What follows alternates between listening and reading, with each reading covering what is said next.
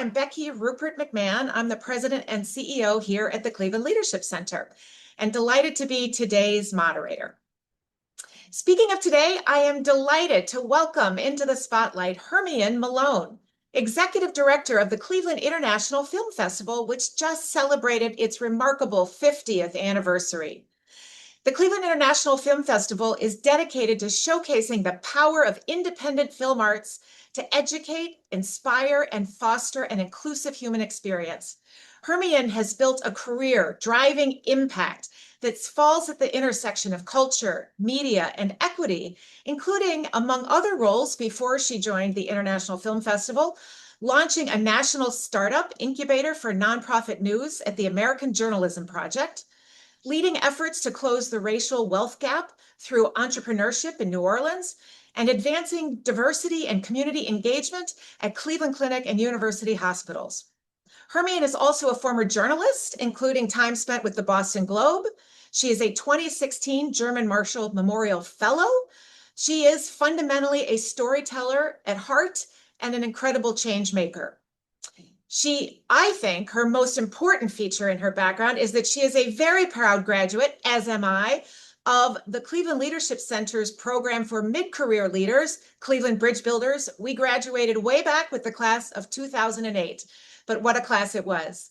So Hermione, let me say welcome. Thank you for joining us to today's Leader Lunch Break. Everyone, please help me welcome Hermione Malone. Thank you so much, Becky. That was like the best intro ever. I'm just going to take you around with me. Anytime. It's so good to see so many familiar faces, and I am really honored that the Leadership Center asked me to share some thoughts today. Um, I'll just start off by saying that rather than kind of give you all the Cleveland International Film Festival 101, I thought what I would do instead is bring you into conversations that we are grappling with as an organization, that I am grappling with as a leader of an arts organization at this point in our history and currently just in the broader world. So I'm going to be presenting on what I call the legacy paradox.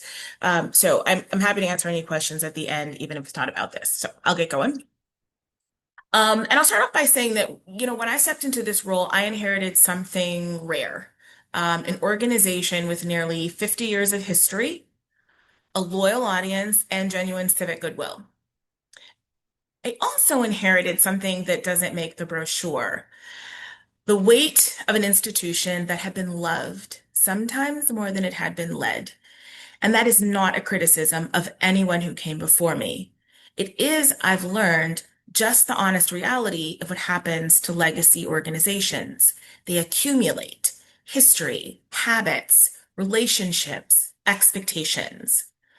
And at some point, the accumulated weight of what we've always been starts to compete with the urgent question of what we need to become. Apart from my day-to-day work leading CIFF, I've spent a lot of time over the last 10 weeks thinking about legacy arts institutions. And I'm not alone.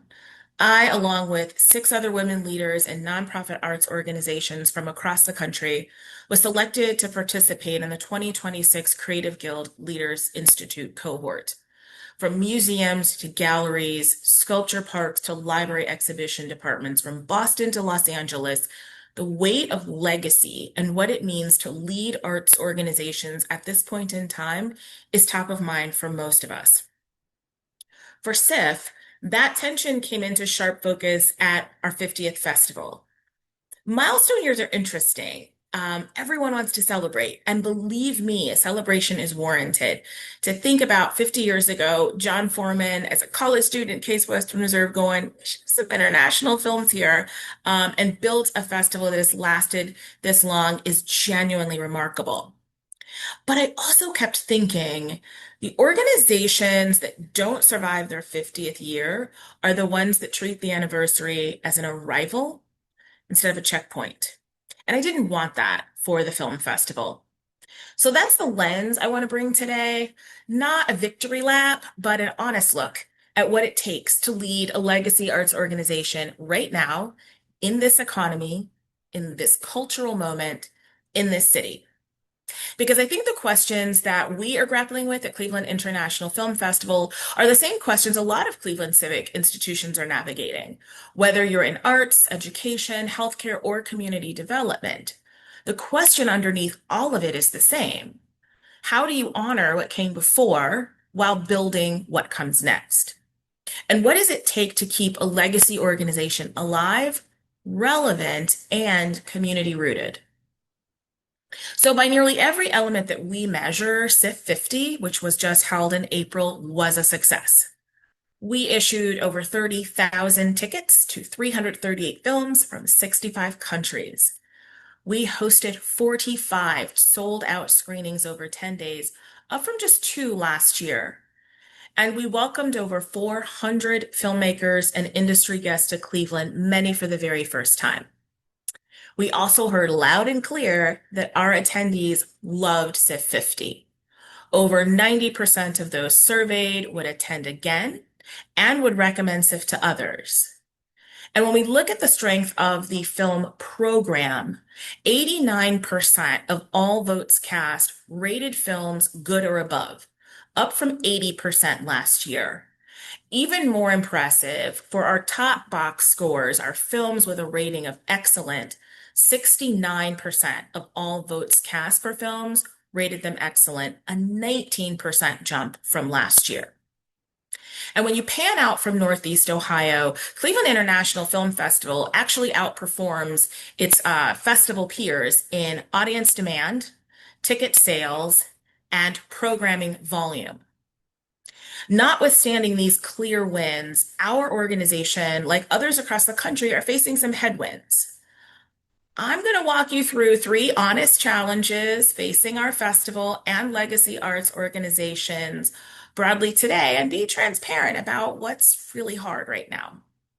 To begin with, the economics are unforgiving. Inflation, post-pandemic audience rebound fatigue, shrinking discretionary spending among our attendees all play a significant role on the revenue side.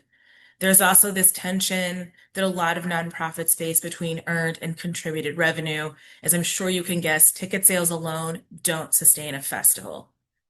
And corporate sponsorship is more competitive and more conditional than ever. I would say in the arts, we have also found in this political climate, in addition to having funds available, we're finding that for corporations, sponsorship also requires courage. Audience expectations have shifted. Everybody knows streaming and its implication on films, but it's really changed how people think about seeing films. You used to have to go to the movies to see the movies. The case for communal, in-person cinematic experience has to be made actively now. It's not assumed. Last summer, I met with one of our donors and he said, you know, Hermione, during COVID, a lot of us put a lot of money in upgrading our houses. And I gotta tell you, I've got a video and surround sound system that rivals my nearest theater. It's gonna take a lot to get that gentleman off his couch. And then reaching new and younger audiences while retaining loyal legacy donors and attendees is a constant tension as we think about programming. Lastly, I will say we grapple with what I'm calling the legacy org trap. Organizations that have always done it this way face structural resistance to change. This shows up in staff, sponsor, and attendee behavior, and processes and systems as well. Board composition, long-standing donor relationships, operational habits, all of these can slow adaptation. And finally, there is this tension between institutional stability and organizational agility that affects both our speed to be responsive and innovative. So in the face of all of these challenges, what does leadership look like? Well, at the Cleveland International Film Festival, we're approaching it this way. When I accepted the role, I adopted a turnaround mindset. I've had it from the beginning, and we retain that, leading through transition, not just managing it. We are at the very precipice of having some really key stakeholder conversations around our new strategic plan that we spent 9 months developing that really shapes how we're refocusing who we are, who we serve, and how we serve as an organization. And then understanding this notion of building community. For a lot of people, the festival isn't just about seeing independent film. Sure, they love the movies, they want to be there. It's about seeing films with their film friends, as I've heard them called. Those people that they met 5, 10, 15 years ago, always see at the festival and look forward to every year. They may not talk to each other or hang out at all the rest of the year. I was stunned by this, but they are a community while they are at that festival. And so understanding that there is a distinction between building community versus building a donor base, these are not the same, and how we lean into that for our long-term survival. Programming is strategy. We are making deliberate bets on the future of our organization through our programming. So next week, in fact, we are launching a masterclass series for film arts creatives because we think it's important to pour into the very creatives who are producing the content we are showing at our festivals. We are redesigning our programming for youth and looking at it as a way to not just boost their media literacy and help with their global citizenry, but also building our audience pipeline for the future and perhaps even the next generation of storytellers. And then finally, transparency with the board. We are having a lot of conversations, honest conversations about, what good governance looks like and the role of the board in this time of a lot of change. So for the better part of 5 decades, CIFF has been a consistent stabilizing force in downtown Cleveland. Every spring, our festival draws thousands of attendees, residents and visitors alike, who all fill hotels, restaurants, parking garages, retail shops, and public spaces. And before the pandemic created a seismic shift in film viewer habits, Cleveland International Film Festival generated more than $5 million in municipal tax revenue, along with millions more in hospitality and food and beverage activity. Economic impact modeling estimates that festival operations and audience spending support 127 full-time equivalent jobs and produce more than $3 million in household income annually for Cleveland area residents. This is not simply arts funding at work. It is economic activity concentrated in catalytic. Our role in workforce development is equally significant through filmmaker panels, industry workshops, student shorts programs, and partnerships with Cleveland State University's School of Film and Media Arts. The festival directly contributes to the region's knowledge capital. It provides aspiring filmmakers, writers, producers, and creative entrepreneurs with access to industry professionals at a time when the entertainment industry itself is in contraction. And opportunities to learn on set or in writers' rooms are increasingly scarce. In the past decade alone, CIFF has awarded more than $1.12 million in cash prizes to filmmakers, funds that directly support artistic production and professional advancement. So the ask for all of you civic leaders in this Zoom room with me is, what does meaningful partnership look like? For starters, I would say, consider your arts organization as anchors, not mere amenities. We are in one of those rare moments where the decisions made in the next year to 3 will determine which cultural institutions are still standing and still relevant a decade from now. Every major disruption produces a thinning of the field, all fields. Some organizations don't survive. Some survive but diminish. A smaller number come through stronger and more trusted than before. The difference is almost never resources alone. It's whether leadership had the clarity and the courage to make real decisions during the window when decisions still mattered. That window is right now. Audiences are still deciding which institutions are worth their time. Funders are asking harder questions. And the organizations that can answer to both with clarity and evidence will be disproportionately well positioned for what comes next. Cleveland has a real opportunity here.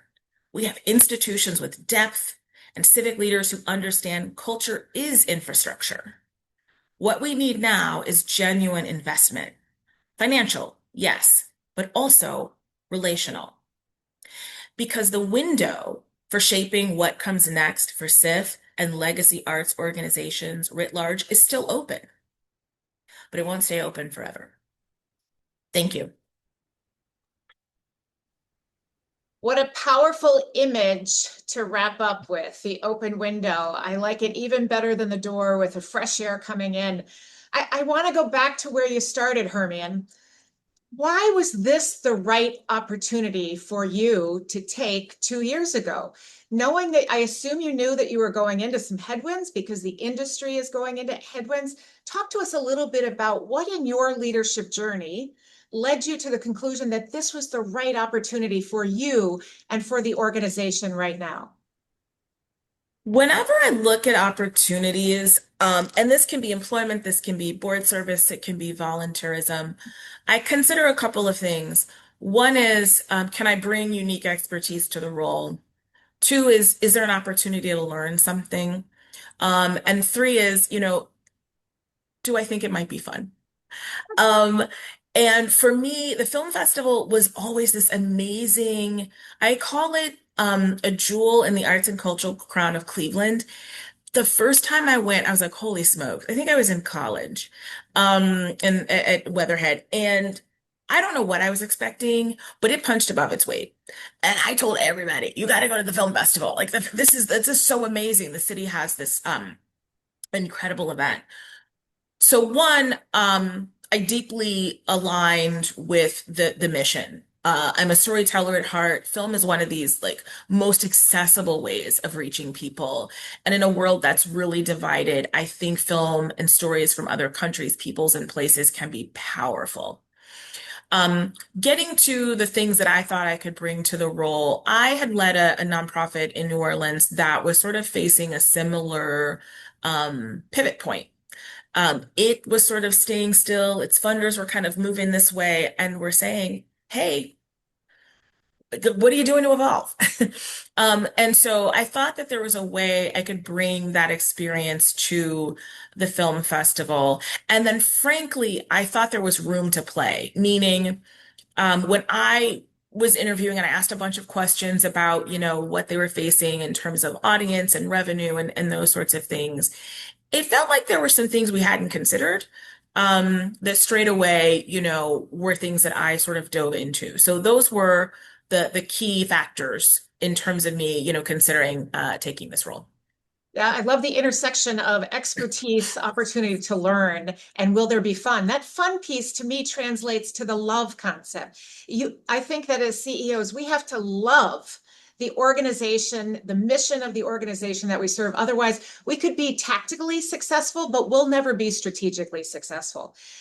As you described that one of the challenges and one of the areas of focus of your leadership is coming into the organization now with a turnaround mindset. That concept of a turnaround mindset, did you have that as you walked into the door 2 years ago, or is that something that became apparent after you got started? Thankfully, the board was pretty transparent in the recruitment process about where they were. And so I knew that it couldn't sort of continue as it was. So that mindset was with me as I walked in the door. Got it. And so then, as you've been navigating, as you mentioned, transition with whether it's staff or in board leadership or otherwise, how are you building a culture of what that turnaround mindset means to you so that you are getting buy-in from around your staff table as well as in your boardroom? Yeah. So I would say, first of all, I'm really data driven. So some of these data points that I shared with you, particularly where we compare ourselves against the film festival industry, was completely new information for the board. And so if your only reality is like where you as an organization have historically sat, I think it gives you a false sense of where you could or should be. So I'll give you an example. One of those data points I showed had to do with attendance, and you could see that Cleveland's festival was light years ahead of others. And so for an organization that prior to COVID was used to saying we had 100,000 attendance, and attendance isn't people, but attendance of 100,000, to see it at 30 or 31 feels like a fall off a canyon. But in honesty, when we even scope that into a tighter peer set of festivals that in some way would be comparable to us, we're in the pocket. Their average is 34,000. So it does something to your framing of like the work ahead of you to understand what might be reasonable in this day and time with the market changes and consumer behavior changes that we have. So one, I think I introduce data. Two, I try really hard to be clear about expectations. I think this is easier said than done. Um, in a process where a new leader is being considered, everyone's open to change. Everyone knows something has to change. And then it's like, oh wait, you meant my thing had so I think there is a beat I would take if I had to do this again and really assessing readiness. I think there's what people say and then there's what they exhibit. But I think creating a sense of alignment around a team goal, like here is where we are trying to go. Here's how I can see us getting there. Open to some feedback about it. But it was illuminating to use the data to create that sense of accountability because so much of, and this happens in all legacy orgs I'm finding, like arts orgs, so much is assumed. Mhm. I'll give you a quick example. When I first started, the film guide is a little tension point. People love it. It makes it really easy to consider 300 films. It is like astronomically expensive to produce. And so the staff said, "Oh, it's our best marketing. You can't get rid of it." And I said, "Okay." So after the last year's festival, we did a lot of surveying. We got almost 1,000 respondents. And I went back to the team and I said, "You know where that film guide was in terms of how people hear about the festival? It wasn't even in the top three." So once you have data, you can start to have a different conversation about how we can meet people where they are, the loyal longtime attendees, with our need to really right size our operations and wrestle with, expense control. And so I think the last thing that I would say is communicate the plan repeatedly. I think it's really clear I hold something in my head because I'm thinking about it constantly. It's always front of mind for me. I think for board members, it's really clear that having ongoing and reiterating conversations, just reminding people of, hey, like, here's where we're going, here's the path ahead of us, here's my role, here's your role. Are we all on the same page about that? You and I have that in common from our leadership style. When it comes to building a plan, once it's built, the answer is you got to drive that plan and not put it on a shelf somewhere because otherwise, what's the point? What's the point? Right. So another one of the areas of focus that I'm fascinated by that you just talked about is this concept, the focus around building community. And that building community is not just about building a donor base. I'm curious, while the metrics that you showed, CIFF is doing amazing work compared to peers. Are there organizations that you see that are modeling best practices in this concept of building community that you are borrowing? Or are there things that you are doing that you think are innovative and fresh and different that you're not seeing others do that you think are going to have a real impact on that concept of building community? I think this is the most amorphous part of what I'm trying to grapple with, to be honest. It's not exactly clear to me, and there's no like survey sampling that's illuminated this. We surveyed members last year. I look at data at multiple points throughout the year. It's not exactly clear what the driver is to the sense of belonging for people at the festival. We did hear that the move to Playhouse Square um, was a little detrimental to the buzziness, for lack of a better term, the energy. And anybody who ever went to Tower City knows that phenomenon of standing in those close lines and you bump into seven people you know, and somebody's like, "What are you going to see?" "Oh, I already saw that." Or, "Oh, that was on my list. Tell me how it is." "Oh, you saw this. You hated it." "Oh, okay. What did you just get out of?" Like it's a whole ba ba ba ba ba ba ba. And when you are in a very large, expansive space where you don't have that congestion, that is unintentional but necessary at Tower City, but that congestion that creates energy, it's off. And I heard that the moment I got here, we've tried to think about ways to address that, like conversation spaces and nooks and all of that. But I think that's the one thing that I'm not clear on. The other thing that's odd when you were sort of mentioning looking at peers is that we're one of the few festivals in the country that only exists as a festival, meaning we don't run a theater, we don't do artist development work. Like all we do historically is we put on a festival. And so membership for a lot of these other festivals includes a whole host of things throughout the year that really drives up the value. We've been working to increase that. The year I started, the organization did two events outside of the festival. Last year we did six.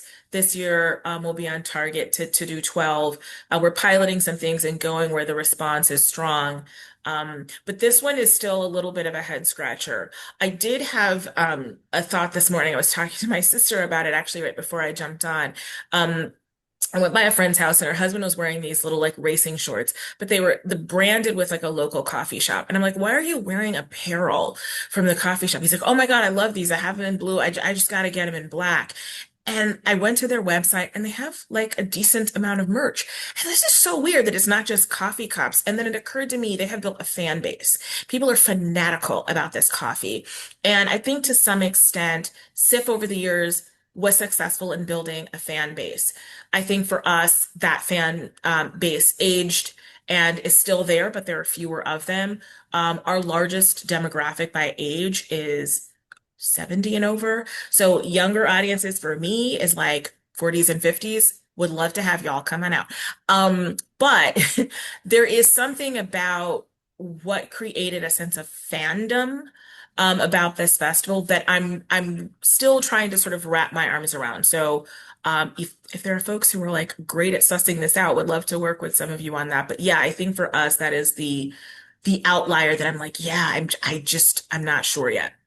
Well, that's the fun in it, right? That's some of the fun is being able to try things, see what works, and then try again, and to Yeah. continue to iterate. When you find something that connects, you try it again. If it's not connecting, you try something else. So that's where for me at least, and I know you well enough to know that's for you where some of the fun comes in.